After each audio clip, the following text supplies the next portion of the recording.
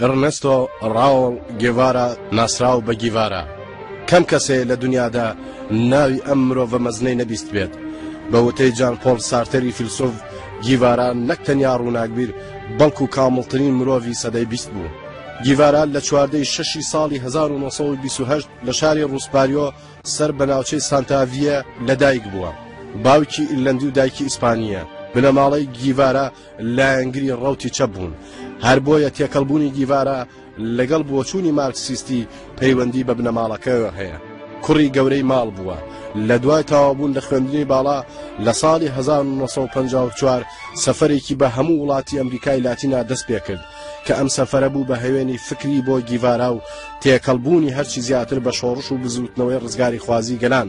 لە کاتێکا کە لە گواتمالا بوو پاڵپشتی لە حکومەتی جاکۆب ئاربێنز کە هەڵبژێردراوی خەڵک بوو کرد. ئاربێنز بەهۆی پیلانی CIA لە ناوچوو گیڤارایش هەڵهات و ڕووی کرد لە وڵاتی مەکسی. دواتر پەیوەست بوو بە بزوتنەوەی 26 جولای بەڕێبەری فیدل کاسترۆ لە شەڕکردن دژ بە جێنڕاڵ باتیستا تاکو وڵاتی کوبا لە دەستی ئەو دیکتاتۆرە دەربێنێ. لە مانگی دیسامبری ساڵی 1956 بە کەشتی چووە ناو خاکی کوبا و دەستی کرد بە شۆڕشی چەکداری. لەگەڵ گەیشتنی بەناو خاکی کوبا شەڕی چەکداری لە نێوان ئەم گروپە شۆڕژگەرە لەگەڵ هێزی داگیرکەری باتیستا ڕوویدا. ئەم شەڕە زیاتر لە 2 ساڵی خایان تاکو لە ساڵی 1959 کۆتاییان بە دەسەڵاتی باتیستا هێنا.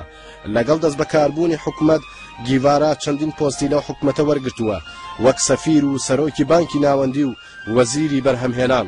بەڵام لەگەڵ ئەوەی کە خاوەن پۆست بوو لە ساڵی 1966 دەستی لە هەموو ئەو پۆستانە هەڵگرت و بە مەبەستی شۆڕشکردن لە پێشدا بەرەو کۆماری دیموکراتی کۆنگۆ ڕۆیشت و دواتر بەرەو بۆلۆڤیا. لە سەرەتای مانگی ئۆکتۆبری ساڵی 1967 گیڤارا لە وڵاتی بۆلۆڤیا لەلایەن هێزی ئەرتەشی بۆلۆڤیا و بە پیلانی سازمانی CIA لە مەکتەبێک لە لادەیەک بەناوی لایگە دلاسیرا لەگەڵ چەندە هاوڕێکانی دەستگیر و بە ئەمری باریەنەتوس دیکتاتۆری سەربازی شەهید کرا. فیدل کاسترۆ لەسەر شەهیدکردنی گیڤارا دەڵێت لە ژیانمدا بە 2 هەواڵ زۆر خەمبار بووم. 1 بۆ مەرگی گیڤارا و 2 بۆ مەرگی دایکم. ساڵانێکی زۆر هیچ کەس گۆڕی گیڤارایشی نەدەزانی تاکو لە ساڵی 1995 جەنڕاڵێک کە خەڵکی بۆلۆڤیا بوو و لە کاتی دەستگیرکردن و شەهیدکردنی گیڤارادا ئامادە بوو باس لە شوێنی ناشتنی گیڤارا کرد.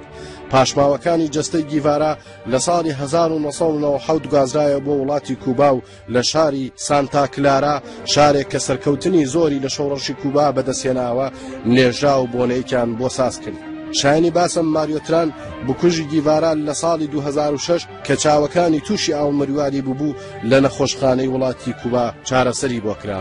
ئێستا لە دوای مردنی ئەم مرۆڤەواڵە لە هەموو دنیادا خەڵک بە چاوی خۆشەویستی تێدەڕوانن. زۆرێک لە خاوەن بۆچوونەکەن لە دنیادا بۆ نمونە نێلسۆن ماندێلا گیڤارا بە قارەمان و ئیلهام بەخشی ئازادی بۆ هەموو ئەو مرۆڤانە دەزانێ کە ئازادیان خۆش دەوێت و ئازادیان دەوێت. وێنەی گیڤارا لە ڕووی دراوی وڵاتی کوبایە و بە قوتابیەکانی وڵاتی کوبا هەموو ڕۆژێک دەستپێکیان بەم ڕستە دەست پێ دەکەن. ئێمەش وەکو گیڤارامان لێدێت.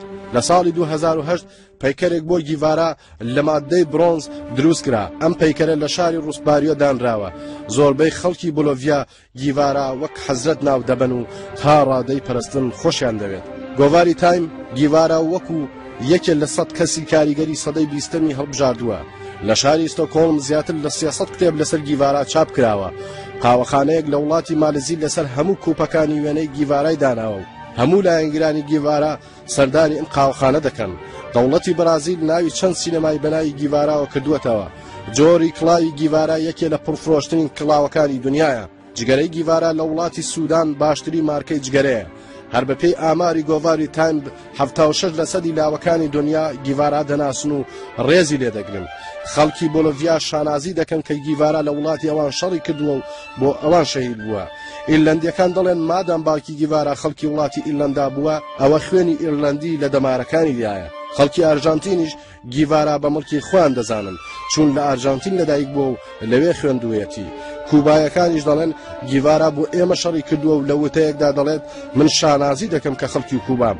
لە ڕاستیدا گیڤارا خەڵکی هەموو وڵاتێکە و خەڵکی هیچ وڵاتێکیش نییە، چون گیڤارا و ڕێبازەکەی شەڕکردن بووە لەگەڵ زوڵم و زۆر و بێدادی. لە هەرکوێ هەستی بە زوڵم کرد بێت لەوێ دەستی داوەتە چەک و شەڕی کردووە و بە جۆرێک لە جۆرەکان بەرەنگاری ئیمپریالیزم و سیستمی سەرمایەداری وەستاوەتەوە.